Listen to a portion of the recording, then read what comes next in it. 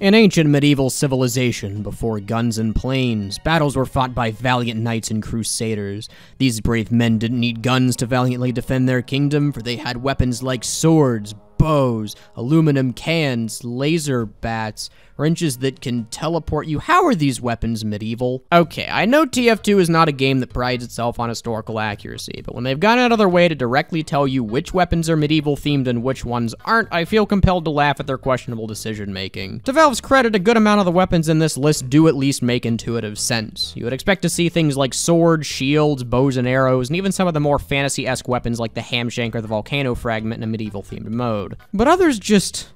why? But this got me curious. If you took medieval mode completely literally, I'm talking no balance consideration, no intuitive logic, just historical fact, how many weapons would you actually be able to use? So it's time to nitpick every single weapon that Valve got wrong with this mode, completely ignoring that this is the universe where Abraham Lincoln invented rocket jumping, and instead being overly pedantic because, let's face it, it's much more fun. For the sake of comparison, here are all 117 weapons that are currently allowed in medieval mode. This is a lot of weapons, but I can assure you that this number will go way down as we go.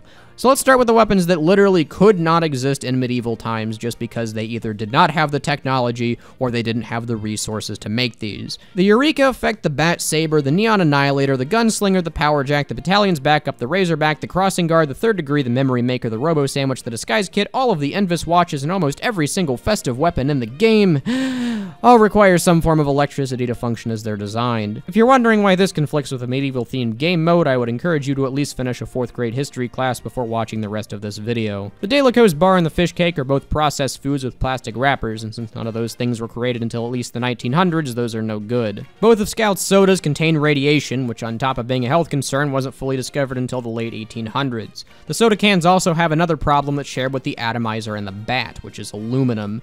Aluminum wasn't discovered as an element until the late 1800s, and it took even more time and industrialization than that for people to refine it to a usable state. The hot hand has a similar problem in that it's made of rubber, which wasn't invented until the 1840s. Speaking of rubber, both of soldiers' boot items, those being the gunboats and the man treads, are modeled after real-life military boots which have rubber soles, so those are out of the running too. The Fists of Steel have what appears to be rubber on the finger joints, so I'm going to put them in the no-good category just to be safe. The Holy Mackerel is also not medieval friendly, since if you zoom in on the weapon, you can see that the newspaper is bound to the fish using a rubber band, and like I just mentioned, rubber is off limits. The Ullapul Caber also breaks theme because, I mean, come on, it's a grenade that explodes using TNT. This should be a pretty obvious no. The Big Earner is a switchblade which is spring-loaded, and since springs require physics knowledge that medieval craftsmen didn't have, the Big Earner falls into the band category as well. Probably the most ironic weapons that break the medieval rule would be the fortified compound and the Huntsman. The compound's a bit more straightforward, since although people like to associate bows and arrows with medieval times, compound bows were invented in the 60s based on a modern understanding of tension physics, which means anyone living in the 10th to 15th centuries would probably accuse you of witchcraft if you pulled one of these bad boys out. The Huntsman, however, is a much less obvious case since it's stylized after a traditional recurve bow. If you zoom in on the model, though, you can see that the main components of the Huntsman are held together using what appears to be electrical tape, which wasn't invented until the 1940s. Even if it's not strictly electrical tape, adhesive tape as a concept didn't come around until the mid-1800s, since its stickiness requires a modern understanding of chemistry. Oh, and the Pain Train and the Rap Assassin have tape on them too, so they're also out. Finally, the Crusader's crossbow, despite looking kind of like a crossbow, is basically a decorated compressed air cannon, and since both compressed air and syringes weren't created until long after the Dark Ages, the Crusader's crossbow unfortunately would not be allowed. There aren't a ton of weapons that would be strictly impossible in medieval times, only a little over a quarter of the available selection, but I find it funny that a few of the poster children for medieval mode, despite visually fitting the bill, technically wouldn't be allowed if we're taking the mode's premise super literally. Some weapons fall into a plausible category. Even though they wouldn't have much of a reason to exist in medieval times, they technically could be created with the technology that existed. Tools like fire axes, medical saws, riding crops, wrenches, parachutes, and trenching shovels are conceptually basic to create, but have a design that probably wouldn't have been the most useful in the 12th century. Medieval-era architects didn't exactly have modern-day building methods available to them like steel girders, so a monkey wrench probably wouldn't do a whole lot for you if you don't even know what a screw is. Similarly, a good deal of items are based based on sports that didn't exist until somewhat recently. Tools like golf clubs and baseball bats might have been useful as a blunt force object if nothing else, but since baseball and golf weren't invented until after the medieval era finished, nobody would have a reason to make them. Boxing did exist as a sport, but modern padded gloves that heavy's melees are based on didn't come around until the mid-1700s. Other weapons occupy a weird middle ground, where although they probably could exist in the medieval era, they either just didn't or they did, but they looked a lot differently than the modern versions do. For instance, sledgehammers and pickaxes have been around since humans could build tools, but their modern equivalents that the Escape Plan, the Equalizer, and the Homewrecker are based on have a lot more of a fine-tuned design than what people in the Dark Ages would be using. Nearly all of Sniper's melees are based on some variation of a knife, and although Bowie knives specifically haven't been around for too long, knives of a concept are some of the most ancient tools we have. Similarly, the process of reinforcing a knife handle by continuing the blade down into the wood, like you can see on the Kukri and the Flying Guillotine, is a modern design. But cleavers and kukris as a concept predate that specific design choice by millennia, so these would technically be allowed. Brass knuckles like the eviction notice are also pretty easy to make with a basic brass forge, since all you need is the cast of a human hand, but they didn't really exist until the American Civil War, so it wouldn't be right allowing them in a medieval setting. The candy cane and the lolly chop are based on candies that are made using boiled and hardened sugar, which is a process that started not long after sugarcane first entered international trade routes. However, candy canes and lollipops specifically have unique and recognizable designs that weren't created until more recently, so even though someone very well could have made candy canes in the medieval era if they had access to mint, they just kinda didn't. The conscientious objector is literally just a metal rod with a wooden board and some paper on it, so it's not too complex, but I'm guessing a medieval version wouldn't have modern mounting brackets on the back of the board or modern screen printing. Okay, now we're on to the special cases, where due to some of the weirdness going on with the weapon models, I couldn't tell how medieval friendly these would be. The Sun on a Stick, the Sharpened Volcano Fragment, and the Sharp Dresser are all fictional weapons that really couldn't exist at all. So while they wouldn't technically be allowed anywhere, actually, they're thematically consistent with the fantasy genre, which is often associated with medieval times, so I'm not really sure what to do about them. The Mutated Milk and the Bread Bite are also in the same category, but according to TF2 lore, they're created using teleportation, which is obviously not medieval.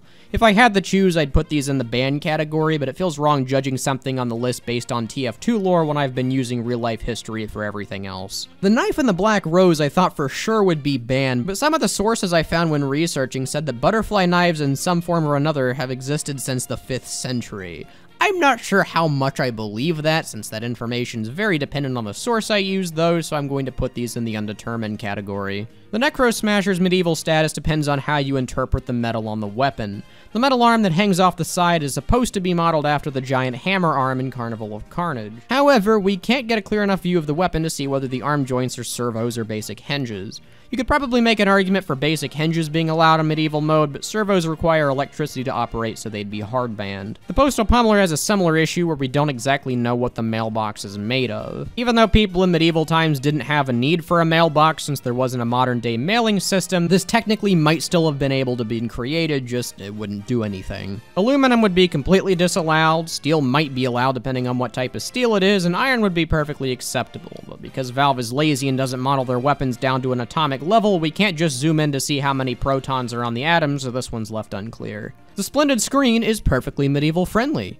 Unless you use any of the styles with the arrow embedded in it, because the arrow has tape and tape is banned. The Bat Out of Hell also has different degrees of acceptability depending on the style, but this one covers about every point on the spectrum. The base style is perfectly acceptable for medieval mode because it's literally just a spine and people in medieval times had those. The Demo Man style is mostly fine because all it has are an eye patch and beanie, and even though we don't know what material those are made out of, it's probably acceptable. The Soldier style is probably banned because it has an M1 military helmet and those were typically used using manganese. However, it wasn't always, and manganese is a recently discovered element, so that would be banned. And finally, the Scout style is definitely banned because it has headphones, which, you guessed it, require electricity to function. So for obvious reasons, this weapon really doesn't get to go in any of the tiers. The Cozy Camper is a strangely unique case because everything on it technically could be created in medieval times. However, there is one thing that does officially date this item more so than anything else on the list, which is the Australian flag, a flag of a country which wasn't founded until 1901. Could somebody in medieval times create this exact pattern with tools available? I mean, sure, but you don't get much more obvious of a dating system than a flag of a country that was only founded recently, so I'm not really sure what to do about this one. The unarmed combat might be allowed, but that just depends on what Spy's suit is made of, since I couldn't find it referenced anywhere. And finally, the Sandvich is another weird case because the individual ingredients on the Sandvich are all things that could be obtained in the medieval era. However, because the meat on the Sandvich is modeled after cold cuts, which have to be cold, there's a chance that this would require electrical refrigeration to accurately recreate, so this one's a bit unclear too. And that's it. Everything else that I didn't talk about yet would be perfectly fine to include in a historically accurate medieval-themed game with no modifications made to them, although some of them might get some weird looks. The only weapons that surprised me for being allowed were the frying pan and the saxi, because I figured that their modern shape would force them to be modified for an inclusion in our hypothetical game. But as it turns out, frying pans have been pretty much untouched for the last few millennia, and the saxi, even though it looks like a game show award, is literally just a golden statue, which people have been making since ancient Egypt. Oh, and I do want to give a special mention to the Jarate, which is the only weapon in the entire game that's not allowed in medieval mode that would pretty much be allowed in a historical medieval setting. So good job on that one, Valve. This was a fun little project to do. I quite enjoyed getting to research the origins of both the TF2 weapons and the original tools they were modeled after and comparing them with historical records. Yes, I am aware that sounds very nerdy, but there are honestly worse ways to spend your time. Once again, this video is made for fun as a hypothetical question that should not be taken super seriously. I am obviously not recommending that Valve removes 2/3 of the usable medieval mode weapons because they're not historically accurate. Medieval mode's already a cesspool as it is, so if anything, I'd want them to add more weapons into the mix so it's more fun to play. If you like this style of video, please let me know. I have a lot more where this came from if this one's received well, and this was also a lot of fun to make, so I have no problem doing more. If you liked this video, make sure to like. If you disliked my video, the reception office is open weekdays from 9 to 5, and most importantly, have a good one.